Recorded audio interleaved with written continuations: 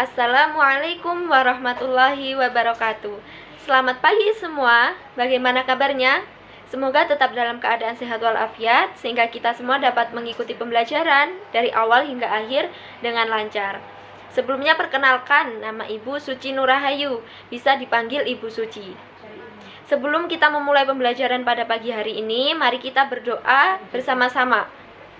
Bismillahirrahmanirrahim. Raditu billahi rabba wa bil islami dina wa bi Muhammadin nabiyya wa rasula. Rabbi zidni ilma warzuqni fahma. Amin ya rabbal alamin. Pada pagi hari ini kita akan membahas tentang pola hidup sederhana dan menyantuni du'afa. Adapun tujuan pembelajaran pada pagi hari ini dibagi menjadi dua, yaitu memahami sifat kesederhanaan dalam Quran Surah Al-Furqan ayat 67 dan kesederhanaan hidup dalam Quran Surah Al-Isra ayat 26, 27, 29, dan 30. Baik, pada pertemuan kali ini kita akan membahas atau mengupas tentang isi kandungan dari surah-surah yang telah ditentukan. Pada materi yang pertama, kita akan membahas tentang sifat sederhana dalam Quran Surah Al-Furqan ayat 67. Sebelum memasuki materi atau membahas isi kandungannya, mari kita membaca terlebih dahulu ayat dari Quran Surah Al-Furqan ayat 67. Baik, untuk anak-anak semua, silakan dikeluarkan Al-Qur'annya dan dibuka Surah Al-Furqan ayat 67. Jika sudah dipersiapkan, mari kita baca bersama-sama. Bismillahirrahmanirrahim. Walladzina idza anfaqu lam yusrifu wa lam yaqturu wa kana baina dzalika qawama. Yang artinya yaitu, dan orang-orang apabila membelanjakan harta, mereka tidak berlebihan, tidak pula kikir, dan di tengah-tengah atau di antara yang demikian. Baik, kemudian kita cari potongan-potongan ayat yang berkaitan dengan sifat sederhana. Yang pertama yaitu anfaqu, yang artinya mereka membelanjakan harta. Bagaimana cara membelanjakan harta sesuai dengan sifat sederhana? Yaitu lam yusrifu, mereka tidak berlebihan. Kemudian yang kedua yaitu walam yakturu, mereka tidak kikir. Lalu bagaimana? Tidak berlebihan juga tidak kikir, yaitu wakana baina dzalika, di antara keduanya. Artinya qawama, di tengah-tengahnya.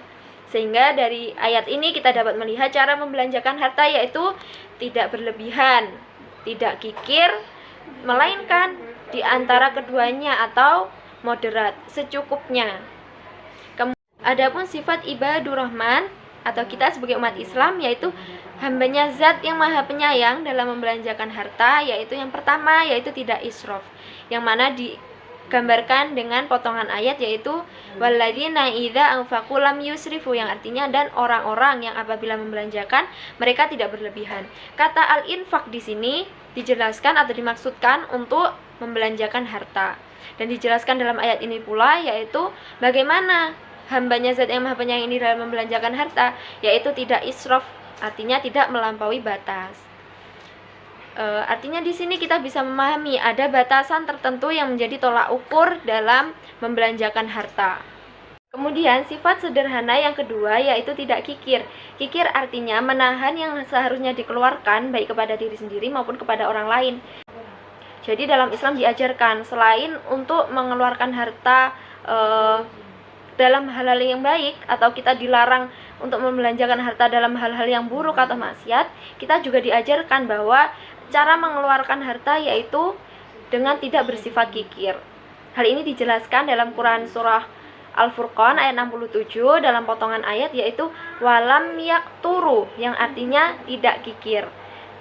Secara etimologi, kikir ini berasal dari bahasa Arab yaitu al-qatr, yang artinya meminimkan nafkah. Sedang secara istilah diartikan dengan menahan diri dari membelanjakan harta dalam ketaatan kepada Allah. Sehingga dari Quran Surah Al-Furqan ayat 67 ini kita dapat belajar tentang sifat orang yang sederhana dalam membelanjakan harta, yaitu mereka tidak terlalu boros, juga tidak terlalu kikir, artinya ada di tengah-tengahnya.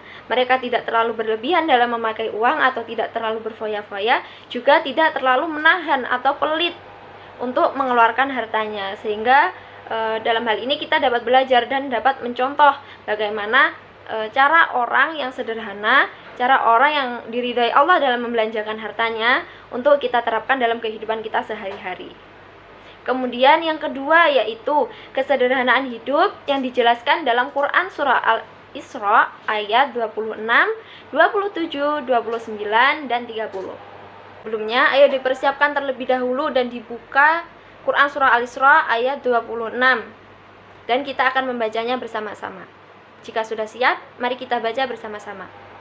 Bismillahirrahmanirrahim. Wa ati dzal qurba haqqahu wal miskina wa ibnas sabili wa la tumbadzir tabdzira. Yang artinya, dan berikanlah haknya kepada kerabat dekat, juga kepada orang miskin dan orang yang dalam perjalanan. Dan janganlah kamu menghambur-hamburkan hartamu secara boros.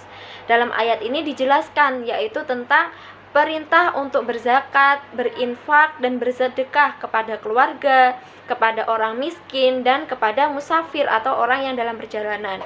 Dan larangan untuk boros atau menghambur-hamburkan uang untuk hal-hal yang tidak berguna. Kemudian lanjut pada ayat 27. Mari kita baca bersama-sama lagi. Bismillahirrahmanirrahim. Innal mubadzirina kanu ikhwana syayatini wa kana syaitanu lirambihi kafura. Yang artinya, sesungguhnya orang-orang yang pemboros itu adalah saudara setan, dan setan itu sangat ingkar kepada Tuhannya. Dalam ayat ini dapat kita lihat bahwa orang-orang yang terlalu boros atau orang-orang yang menghambur-hamburkan uang itu termasuk dalam golongan atau saudaranya setan, yang mana setan ini termasuk dalam makhluk yang terkutuk dan dibenci oleh Allah. Dan tidak seharusnya kita sebagai umat Islam termasuk dalam saudara-saudaranya setan. Artinya kita harus menempuh jalan yang diridhai oleh Allah. Kemudian kita akan melanjutkan pada ayat 29, yaitu Bismillahirrahmanirrahim. Wala taj'al yadaka maghlulatan ila 'unuqika wala tabsutha kullal basti wa taq'uda maluman mahsura.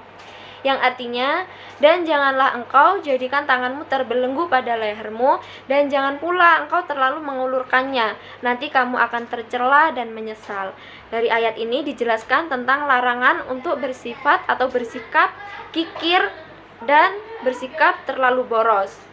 Hal ini digambarkan dengan ungkapan atau perumpamaan dengan tangan yang terbelenggu pada leher, yaitu gambaran untuk orang-orang yang kikir. Kemudian gambaran untuk orang-orang yang terlalu boros, yaitu digambarkan dengan orang yang terlalu mengulurkan. Mengapa dua perbuatan itu dilarang? Pertama, perbuatan yang kikir akan menjadikan pelakunya menjadi termasuk dalam orang-orang yang tercela. Sedangkan perbuatan yang boros akan menjadikan pelakunya akan memiliki perasaan yang menyesal. Kemudian kita lanjut ke ayat 30 dan mari kita baca bersama-sama lagi.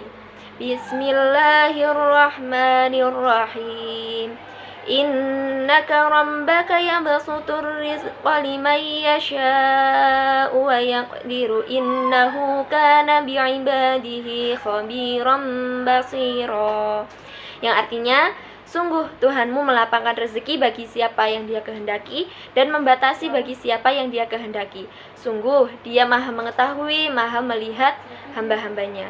Dari ayat 30 ini kita dapat belajar bahwa Allah ini akan memberikan harta atau memberikan rezeki bagi siapapun yang Allah kehendaki dengan takaran dan ukuran sebagaimana yang Allah kehendaki pula. Demikian paparan materi yang dapat Ibu sampaikan. Semoga apa yang Ibu sampaikan dapat dipahami dengan baik dan dapat diterapkan dalam kehidupan kita. Dan Ibu mohon maaf yang sebesar-besarnya jika ada salah kata atau perkataan-perkataan yang menyakiti hati anak-anak sekalian. Demikian yang dapat saya sampaikan. Wabillahi taufiq wal hidayah. Wassalamualaikum warahmatullahi wabarakatuh.